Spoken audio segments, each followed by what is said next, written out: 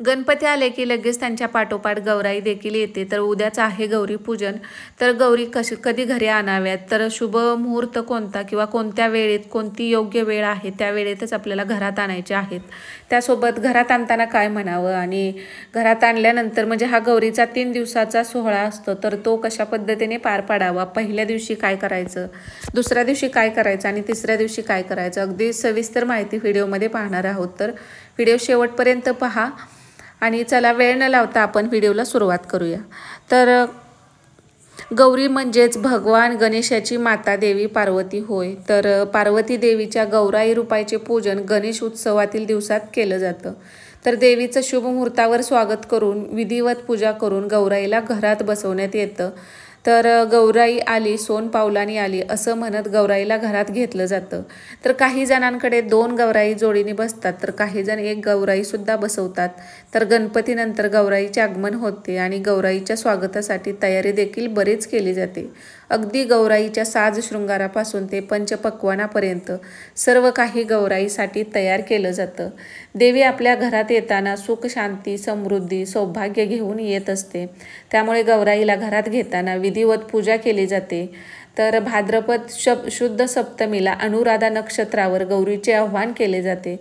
असे म्हणतात की गौरी एकटी येत नसून ती आपल्या बहिणीला देखील सोबत घेऊन येते। ज्येष्ठा आणि कनिष्ठा गौर असं त्यांना म्हणतात। तर गणेशाची माता देवी पार्वतीचे साक्षात रूप गौरी आहे। तर काही ठिकाणी गौरीला महालक्ष्मीचं स्वरूप देखील म्हटलं जातं, म्हणूनच या दिवसांना महालक्ष्मी पूजन असं सुद्धा म्हणतात। तर सुवासिनी स्त्रिया एकत्र येऊन गौराईचे पूजा करतात। आणि गौराई कधी घरात आणायची किंवा पहिल्यांदा आपल्याकडे गौराई कधी आणायची असते, तर आता जी गौरी आहे आपल्याला रविवार 31 ऑगस्ट रोजी आपल्याला गौरी आवाहन करायचं आहे। त्या दिवशी आपल्याला गौराई घरात आणायच्या आहेत आणि गौराई शक्यतो गोरख मुहूर्तावरती घरात आणल्या जातात। तर सायंकाळची वेळ शुभ मानली जाते आणि सायंकाळच्या वेळेला आपल्याला 5:55 शुभ मुहूर्त आहे। तर त्या वेळात आपण गौराई आणू शकतो, म्हणजेच संध्याकाळी ती आपण भर दुपारी किंवा उन्हाचं गौराई आणत नाही। तुम्हाला वाटलं तर संध्याकाळी 3:30-4 नंतर तुम्ही आणायला सुरुवात केली तर 5:30 पर्यंत हा 2 तासाचा काळ आहे। तर ह्या 2 तासाच्या काळामध्ये आपल्याला गौराई घरामध्ये आणायचं आहे आणि हा शुभ मुहूर्त आहे। आता बऱ्याच वेळा 5:30 नंतर पण आपण ह्याच्या अगोदर आणत होतो, पण ह्यावेळी तसा मुहूर्त नाही, त्यामुळे आपल्याला 5:30च्या अगोदर घरामध्ये आणायचे आहेत। आता काही जणांना शक्य होत नाही सकाळच्या म्हणजे संध्याकाळच्या गौरी आणणं, तर ते म्हणजे सकाळी सुद्धा आणू शकतात, पण सकाळी आपल्याला 12च्या आतमध्ये त्या घरामध्ये आणायच्या आहेत। तर गौरी पूजन सोमवारी 1 सप्टेंबर रोजी आहे। सकाळी 5:59 ते सायंकाळी 6:43 आपल्याला गौरी पूजनचा मुहूर्त आहे। तर गौरीला पहिल्या दिवशी घरात आणल्यानंतर आपण त्यांना पूजा करून घरात आणतो। आणल्यानंतर भाजी भाकरीचाच नैवेद्य दाखवला जातो आणि दुसऱ्या दिवशी आपल्याला सकाळी त्यांना चहा नाश्ता सुद्धा दिला जातो आणि 12च्या आत आपण पुरणपोळीचा जो स्वयंपाक केलेला असतो तर त्याचा नैवेद्य दाखवला जातो। नैवेद्य सुद्धा आपण 12पर्यंत म्हणजे पूर्ण स्वयंपाक करून आपल्याला दाखवायचं आहे आणि सायंकाळच्या वेळी परत आरती केली जाते। परत एकदा धूप दीप आरती करून परत एकदा नैवेद्य दाखवला जातो, जे काही तुमच्या घरामध्ये असेल ते। आणि इतर फराळाचं जसं की सगळं दिवाळीत जसे पदार्थ आपण करतो तसेच गौराईसाठी केलेले असतात, तर त्याचा नैवेद्य आपल्याला दुसऱ्या दिवशी ठेवायचा असतो। तुम्ही पुरणपोळीचं दाखवून झाल्यानंतर जे काही तुम्ही फराळाचं बनवलेलं आहे ते सगळं गौराईला ठेवू शकता। गौराईसमोर फराळ ठेवला जातो आणि तिसऱ्या दिवशी गौरी विसर्जन असतं, म्हणजेच मंगळवारी 2 सप्टेंबर रोजी।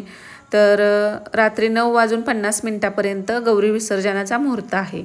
तर गौरी विसर्जनाच्या दिवशी सुद्धा परत 5 सुवासिनी बायका बोलवल्या जातात दोरं घेण्यासाठी। आता बऱ्याच भागानुसार यामध्ये थोडीफार पद्धत असते, जे दोरं घेतात त्या 5 दोरं असतात किंवा 7 दोरं घेतलं जातात आणि ज्येष्ठ आणि कनिष्ठ दोघींचं सुद्धा दोरं घेतलं जातं आणि त्या दोऱ्यामध्ये जे विड्याचं साहित्य असतं हळकुंड सुपारी खारीक खोबरं बदाम त्याचसोबत हराळी आघाडा जास्वंदीचं फूल मकाचं कणीस असं 7 प्रकारचं असतं, ते सगळं त्यामध्ये बांधलं जातं आणि ते गौराईच्या डोक्यावरती ते परत ठेवलं जातं आणि नंतर ते विसर्जन केलं जातं। तर अशा पद्धतीने दोरं घेतलं जातात। तर हे दोरं ज्यांच्याकडे घेण्याची पद्धत आहे त्यांच्याकडेच घेतलं जातात आणि दोरं कसं घ्यायचं यावरती सुद्धा नेक्स्ट व्हिडिओ येईल. पण अशा पद्धतीने तुम्ही गौरी पूजन करू शकता. आणि दुसऱ्या दिवशीची पूजा आणि तिसऱ्या दिवशी असा 3 दिवसाचा हा गौरीचा सोहळा पार पडत असतो. तर गौरी घरात आणताना सुद्धा अगदी घंटानाद करत आणलं जातं. तर म्हणजे शांततेत गौराई घरात आणत नाहीत. घंटी वाजवली जाते किंवा पूर्वीपासून आपल्याकडे अशी पद्धत आहे की म्हणजे बऱ्याच भागात असं आहे की ताट आणि चमचा घेतलं जातं आणि ते वाजवत गौराई घरामध्ये आणली जाते. तर गौरी आव्हान कसं करावं अगदी थोडक्यात पाहूयात. तर परंपरेप्रमाणे घरातील प्रवेशद्वारापासून ते गौरी स्थापना करण्याच्या जागेपर्यंत आपल्याला रांगोळीने लक्ष्मीच्या पावलांचे ठसे काढायचे असतात आणि येताना लक्ष्मीच्या पायांचे ठसे उमटवत गौरीचे मुखवटे आणायचे असतात. तर गौरी आगमन करत असताना ताट चमच्याने किंवा घंटेने वाजत गाजत गौरीचे स्वागत करायचं असतं. गौरीची स्थापना करण्यापूर्वी त्यांना घरातील समृद्धी, दूध दुभत्याची जागा म्हणजेच आपलं पैशाची तिजोरी, आपण सोनं नाणं ठेवतो किंवा घरातलं आपलं जे धान्य असतं सगळं किचन सगळं आपलं दाखवायचं असतं. त्यामुळं काय होतं की गौरीचा आपल्याला आशीर्वाद मिळतो आणि ऐश्वर्य मिळू देत अशी प्रार्थना करायची असते. तर या प्रथेला गौरी आव्हान असं म्हणतात. तर बघा कुठे सुगडाच्या तर कुठे मुखवटाच्या गौरी असतात. कदाचित अनेक हिंदू अनुयायांना या व्रताबद्दल माहीत नसेल. हे व्रत फार कमी घरांमध्ये पाळले जाते. सनातन संस्था सांगते की राक्षसांनी पीडित सर्व स्त्रियांनी श्री महालक्ष्मी गौरीचा आश्रय घेतला आणि त्यांचे लग्न कायमस्वरूपी व्हावे म्हणून त्यांना प्रार्थना केली.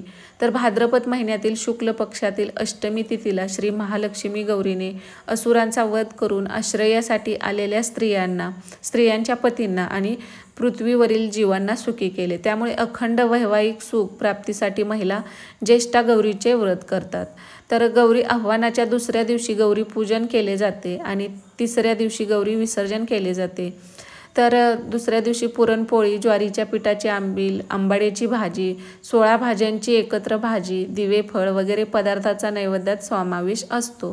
तर नैवेद्यात शेंगदाणा आणि डाळीची चटणी, पंचामृत, पडवळ घालून केलेली ताकाची कढी, कटाची आमटी, वेगवेगळ्या प्रकारची भजी, पापड, लोणचं हे सुद्धा असतं. तर तिसऱ्या दिवशी गौरी विसर्जनाच्या दिवशी गौरीची महालक्ष्मीची पूजा आणि आरती करतात. गोड शेवयाची खीर, उडीद डाळीचा भाजलेला पापड याचा नैवेद्यसुद्धा दाखवतात. तर गौरीची पूजा आरती करून पुढील वर्षी येण्याचे आमंत्रण देऊन त्यांना निरोप घेतला जातो आणि त्यांचे विसर्जन केले जाते. तर कायम स्वरूपाच्या मूर्ती असतील तर त्यांचे विसर्जन करत नाहीत. तर बऱ्याच ठिकाणी तसं विसर्जन केलं जातं. पण बऱ्याच ठिकाणी हे जे मुखवटे आहेत ते नंतर तसेच ठेवून दिले जातात बॉक्समध्ये वगैरे ठेवून आणि पुढच्या वर्षी परत ज्या दिवशी गौरी आगमन असतं त्या दिवशी बाहेर काढलं जातं स्वच्छ पुसून. मग नंतर अशा पद्धतीने गौरी आव्हान किंवा गौरी घरामध्ये आणली जाते. तर ज्येष्ठा गौरी हे पार्वतीचे रूप मानले जाते आणि ज्येष्ठा म्हणजेच मोठी म्हणून त्यांना ज्येष्ठा गौरी म्हणतात. आणि ज्येष्ठा गौरीला विवाहित महिलांचे प्रतिनिधी मानले जाते. तर ज्येष्ठा गौरीची मूर्ती किंवा मुखवटा सामान्यतः लाल रंगाचा असतो आणि कन्या गौरी हे पार्वतीच्या कन्या रूपाचे प्रतिनिधित्व करते. तर कन्या गौरीला अविवाहित महिलांचे प्रतिनिधी मानलं जातं आणि कन्या गौरीची मूर्ती किंवा मुखवटा सामान्यतः पांढऱ्या रंगाचा असतो. तर ज्येष्ठा गौरी ही विवाहित महिलांसाठी आशा आणि आशीर्वादाचे प्रतीक आहे. तर ज्येष्ठा गौरीची पूजा करून विवाहित महिला आपल्या कुटुंबाच्या सुख आणि समृद्धीसाठी प्रार्थना करतात आणि कन्या गौरी ही अविवाहित महिलांसाठी सौभाग्य आणि सौंदर्याचे प्रतीक आहे. कन्या गौरीची पूजा करून अविवाहित महिला आपल्या योग्य जोडीदाराची प्राप्ती आणि सुखी विवाहिक जीवनासाठी प्रार्थना करतात. तर प्रत्येक घरात आपापल्या चालीरीती, कुळधर्म, कुळाचार्यांचे पालन करून गौरी आव्हान किंवा पूजन विसर्जन केलं जातं. काही घरात गणपती बसत नाही पण गौरी बसतात. तर प्रत्येक ठिकाणी गौरी पूजनाच्या ह्या वेगवेगळ्या पद्धती आहेत. तर सगळ्यात अगोदर स्वतःच्या कपाळावर कुंकू लावावे. घरातील देवांना नमस्कार करून आपल्याला पूजेला सुरुवात करायची असते. तर बघा बऱ्याच ठिकाणी धातूची, मातीची प्रतिमा किंवा कागदावर गौरीचे चित्र काढून तर काही ठिकाणी नदीकाठचे 5 लहान खडे आणून त्यांचे गौरी म्हणून पूजन केलं जातं. तर अनेक ठिकाणी 5 लहान मडक्यांची उतरण रचून त्यावर गौरीचे मातीचे मुखवटे बसवतात. तर काही ठिकाणी धातूच्या कोठ्यांवर मुखवटे बसवतात. काही ठिकाणी सुगंधित फुलांच्या वनस्पतीची रोपे अथवा तेरड्याची रोपे एकत्र बांधून त्याची प्रतिमा तयार करतात आणि त्यावर मातीचे मुखवटे चढवण्याची सुद्धा परंपरा आहे. तर रूढीप्रमाणे मूर्तीला चोळी साडी नेसवून अलंकाराने सजवलं जातं. तर गौरी सजवल्यानंतर शुभ मुहूर्तामध्ये गौरी बसवल्या जातात.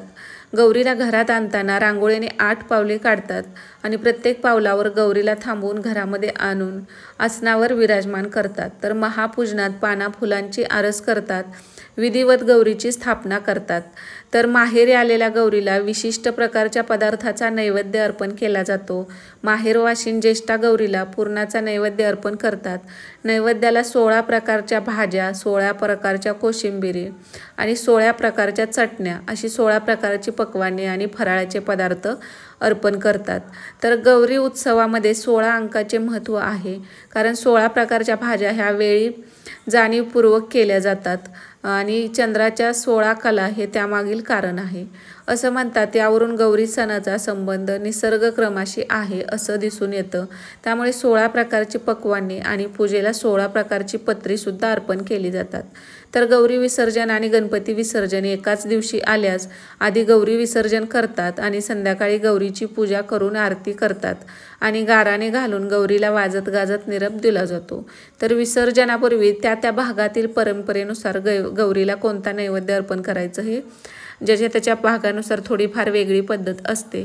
तर अशा पद्धतीने तुम्ही गौरी आव्हान करू शकता आणि गौराईबद्दलची थोडक्यात माहिती पण तुम्हाला मिळालेली असेल. गौरी का आव्हान का केलं जातं किंवा कशा पद्धतीने 3 दिवसाचा हा सोहळा पार पाडला जातो. तर ह्या येणाऱ्या गौरी आगमनाच्या तुम्हा सगळ्यांना खूप खूप शुभेच्छा. माता लक्ष्मी साक्षात लक्ष्मीच्या पावलाने तुमच्या घरात येऊ देत आणि तुमच्या घराची सुद्धा अशीच भरभराटी होऊ देत ही माता गौरी चरणी प्रार्थना. व्हिडिओ आवडला असेल तर लाईक करायला विसरू नका आणि चॅनलवरती नवीन असाल तर परत एकदा सबस्क्राईब करायला विसरू नका. गणपती बाप्पा मोरया, मंगलमूर्ती मोरया. श्री स्वामी